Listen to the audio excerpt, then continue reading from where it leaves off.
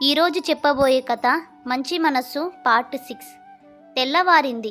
నెమ్మదిగా పెళ్లి పనులు మొదలవుతూ వచ్చాయి. అందరూ వాళ్ళ పనులు తొందరగా ముగించుకొని వెళ్ళి బస్సు ఎక్కుతున్నారు. లలిత నందినిని తయారు చేసి తాను తయారై వాణిని తయారు చేస్తుంది.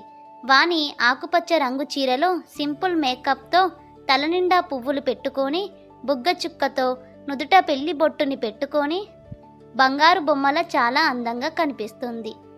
వానికి తన 2 చేతులలో దిష్టి తీస్తూ ఎంత బాగున్నావో తెలుసా, ఇప్పుడు వివేక్ నిన్ను చూశాడనుకో, తెప్ప కూడా వేయకుండా అలా చూస్తూ ఓ చెలియా, నా ప్రియ సఖియా అంటూ పాట పాడాల్సిందే అని ఆట పట్టిస్తుంది. వాణి సిగ్గుపడుతూ పో లలిత అని ముఖం దాచుకుంటుంది. వాణి వాళ్ళ అమ్మ భవాని హడావిడిగా వాళ్ళ దగ్గరికి వచ్చి, ఏంటమ్మా ఇంకా అవ్వలేదా అంటూ వాణి వైపు చూసి, నా బంగారు తల్లి అని వాణి నుదుటపై ముద్దు పెడుతూ, ఈ రోజు నుండి నువ్వు వేరే ఇంటికి వెళ్ళినా ఈ ఇంటితోటి మాతోటి బంధం ఎప్పుడు తెగిపోదు అనే విషయాన్ని గుర్తుపెట్టుకో వాణి. అక్కడ నువ్వు మా పేరు నిలబెడతావు అనే నమ్మకం మాకుంది. ఆడదానికి భూదేవికి ఉన్నంత ఓర్పు ఉండాలి తల్లి. నీకు ఏ కష్టం వచ్చినా మేము ఉన్నామని గుర్తుంచుకో అంటూ కళ్ళు తుడుచుకుంటుంది. లలితకి వాళ్ళ అమ్మా నాన్న గుర్తుకు వచ్చారు. లక్ష్మీనారాయణ కూడా ఇలాగే కన్నీళ్లు పెట్టుకున్నారు. లలిత అత్తవారింటికి వెళ్ళేటప్పుడు శేఖర్ దగ్గరికి వచ్చి, బాబు, మా కూతురు మమ్మల్ని చూడాలని ఎప్పుడైనా అంటే విసుక్కోకుండా తీసుకురండి అల్లుడు గారు. మీకు వీలు కాకపోతే కనీసం లలితనైనా కొంచెం మా దగ్గరికి పంపించండి బాబు అని వాళ్ళ నాన్న బేలగా ముఖం పెట్టి ఎంత జాలిగా అడిగారో తన కళ్ళ ముందు కదిలింది. అలాగే మామయ్య గారు అని చెప్పిన శేఖర్ మాట మాత్రం మాయమైపోయింది. ఎప్పుడు అమ్మా నాన్నని చూడాలని ఉంది అని అన్నా అతను అడిగే మొదటి ప్రశ్న ఎందుకు అని అన్న అమ్మా నాన్నని చూడడానికి కారణాలు, ఇంటికి వెళ్ళడానికి అవసరాలు ఏంటి అనని అడిగేవాడు. లలితకు బస్ హార్న్ గట్టిగా వినిపిస్తుంది.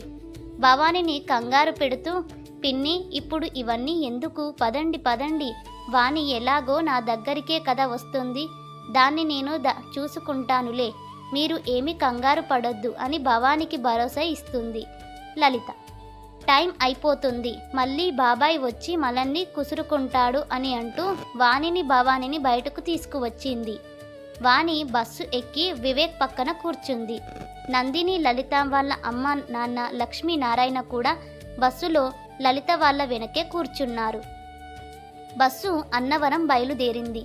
అందరూ ఆనందంగా పాటలవి పాడుకుంటూ ఎంజాయ్ చేస్తూ ఉన్నారు. ఒక్క వివేక్ తప్ప. వివేక్ మాత్రం నందిని వైపు చూస్తూ ఎవరికో ఫోన్ చేస్తూ కంగారు పడుతూనే ఉన్నాడు. వానితో ఏదో మొహమాట పడడం కొద్దీ మాట్లాడుతున్నాడు, కానీ తన మనసులో మాత్రం లలిత నందిని వైపే ఉంది. సాయంత్రం 4 అయింది. పెళ్లి బస్సు అన్నవరం చేరుకుంది. అందరూ సందడిగా ఎవరి రూమ్స్లోకి వాళ్ళు వెళ్ళి లగేజ్లతో వెళ్తున్నారు. అందరూ రాత్రి పెళ్లికి సిద్ధమవుతున్నారు. లగ్గం రాత్రి 10 గంటలకి. అందరూ అక్కడ ఏర్పాట్లు చేసిన పెళ్లి భోజనాలు చేస్తూ చుట్టాలు ఒకరినొకరు పలకరించుకుంటున్నారు. లలిత నందినిని రెడీ చేసి తాను రెడీ అయిపోయింది. వాణి దగ్గరికి వెళ్ళి వాణిని రెడీ చేస్తుంది. పెళ్లి ముహూర్తం దగ్గరికి వచ్చేస్తుంది. పెళ్లి కొడుకు పెళ్లి కూతురు పెళ్లిపీటల మీద కూర్చొని ఉన్నారు. మంగళ వాయిద్యాలతో మేళతాళాలతో పెళ్లి హాల్లో మొత్తం సందడిగా మారింది. వివేక్ వాణి మెడలో తాళి కడుతున్నాడు. సడన్ గా అక్కడ శేఖర్ కనిపించాడు లలితకి. ఇదేంటి, ఇతను ఇక్కడే ఉన్నాడా, శేఖరేనా అతను అనుకుంటూ 1కి 2 సార్లు చూసింది. శేఖరే అని అనుకుంటూ శేఖర్ వైపు అడుగులు వేస్తుంది లలిత. ఈలోపు నందిని శేఖర్ దగ్గరికి పరిగెత్తుకుంటూ వెళ్ళి నాన్న అని గట్టిగా పట్టుకుంది. లలిత అడుగులు అక్కడితో ఆగిపోయాయి. ఒక్క క్షణం తాను ఏం వింటుందో తనకి అర్థం కాలేదు. నాన్న, శేఖర్ నందిని తండ్రి అని తన కనుబొమ్మలు ముడిపడ్డాయి. నందిని మాత్రం, నాన్న నువ్వు ఎక్కడికి వెళ్ళిపోయావు, నేను అమ్మ చాలా ఏడ్చాం నీకోసం అని అంటుంది. శేఖర్ అక్కడున్న లలితను చూసి షాక్ అయ్యాడు. లలితను తాను అస్సలు అక్కడ ఊహించలేదు. కాలి కింద భూమి కంపించినట్టు అయ్యింది. అంటే వివేక్ పెళ్లి చేసుకున్నది వాణినేనా అంటూ ఆశ్చర్యపోతూ లలిత అని ఒక అడుగు ముందుకు వేశాడు. నందిని శేఖర్ చెయ్యి గట్టిగా పట్టుకొని ఎక్కడికి వెళ్తున్నావు నాన్న అంటూ అడిగింది. మాత్రం అక్కడి నుండి నడుచుకుంటూ తన గదిలోకి వెళ్ళిపోయింది. నందినిని అక్కడ చూసిన శేఖర్ ఆశ్చర్యపోయాడు. నందినిని నువ్వేంటి తల్లి ఇక్కడ అని ప్రేమగా తనని ఎత్తుకున్నాడు. నాన్న మరేమో నేను ట్రైన్లో తప్పిపోయాను. అమ్మ నేను ట్రైన్లో పడుకున్నాం. అమ్మ ట్రైన్లో కనిపించలేదు. నేను అమ్మని వెతుక్కుంటూ ఈ ఆంటీ దగ్గరికి వచ్చాను అని చెప్పింది. మరి ఏమో నీకు తెలుసా, ఈ ఆంటీ చాలా మంచిది అని అంది నందిని. సరే గాని చిట్టి తల్లి, నువ్వు ఇక్కడ కూర్చుంటావా? నేను వెళ్ళి ఆ ఆంటీకి థ్యాంక్స్ చెప్పి వస్తాను అని శేఖర్ నందినిని అక్కడ కూర్చోబెట్టి లలిత రూమ్ వైపు వెళ్ళి లలిత లలిత అంటూ రూమ్ డోర్ కొడుతున్నాడు. చుట్టూ ఉన్న వాళ్ళందరూ తనని ఆందోళనగా చూస్తూ ఉన్నారు. లలిత ఎంతకీ ఆ రూమ్ డోర్ తీయకపోయేసరికి శేఖర్ ఇక చేసేదేమీ లేక అక్కడి నుండి వెళ్ళిపోయాడు. లలిత మనసులో చాలా భయంకరమైన ఆలోచనలు తిరుగుతూ ఉన్నాయి. ఆ పాప శేఖర్ కూతురు. ఎందుకు శేఖర్ ఇలాంటి పని చేశాడు? శేఖర్ని నేనేం తక్కువ చేశాను? తను నా మీద ఎంత విసుక్కున్నా నేను ఎన్నడూ ఒక్క మాట కూడా తనని అనలేదు. మీరు ఎంత చులకనగా చూసినా ఓర్చుకుంటూ అక్కడే పడి ఉన్నాను. నేను చేసిన తప్పేంటి? ఎదిరించకపోవడమా, ప్రశ్నించకపోవడమేనా? నేను చేసిన తప్పు నందినికి 8 సంవత్సరాలు ఉంటాయి. అంటే 8 సంవత్సరాల క్రితం తనకి నందిని వాళ్ళ అమ్మకి అక్రమ సంబంధం అంటూ మంచం మీద పడి గట్టిగా ఏడుస్తుంది. ఇంత ద్రోహం చేసిన మనిషికి నేనేం చేయాలి? ఆ మనిషితో నేను ఇంకా జీవితం సాగించలేను. నేను మా అమ్మా నాన్న దగ్గరికి వెళ్ళిపోతా అంటూ ఒక్క నిమిషం ఆగి మా అమ్మా నాన్న దగ్గరికి వెళ్ళి వాళ్ళ దగ్గరే ఉంటూ వాళ్ళ పరువు తీయాలా? భర్తని వదిలేసి వచ్చింది, దీనికి ఎంత పొగరు అని నలుగురు 4 మాటలు అంటారు. అవి నేను తట్టుకుంటాను, కానీ మా అమ్మా నాన్నలు తట్టుకోగలరా? కూతురి జీవితం ఇలా అయిపోయిందని వాళ్ళ గుండెల్లో నేను చిచ్చు పెట్టలేను. నో అంటూ తన తలని 2 చేతులు గట్టిగా పట్టుకొని ఎస్ నేను చచ్చిపోతాను, అవును నేను చచ్చిపోతాను, ఇప్పుడు నా వాళ్ళకి బాధ ఉండదు అని తన సూట్ కేస్ నుంచి ఒక చీర ఫ్యాన్ పైకి వేసింది. ఈలోపు అమ్మా అంటూ అరుణ్ తనని పిలిచినట్టు అనిపించింది. ఒక్కసారి అరుణ్ అంటూ ఒకే కేక వేసింది. నో, నేను చచ్చిపోతే నా కొడుకు దిక్కులేనివాడు అయిపోతాడు. వాళ్ళు నాన్న ఇంకో పెళ్లి చేసుకొని ఆనందంగా ఉంటాడు, కానీ అరుణ్కి సవతి తల్లి పోరు తప్పదు అంటూ ఇలాంటి ఆలోచనల మధ్య తను వెక్కి వెక్కి ఏడుస్తూ అలానే ఏడుస్తూ తను సొమ్మసిల్లి పడిపోయింది.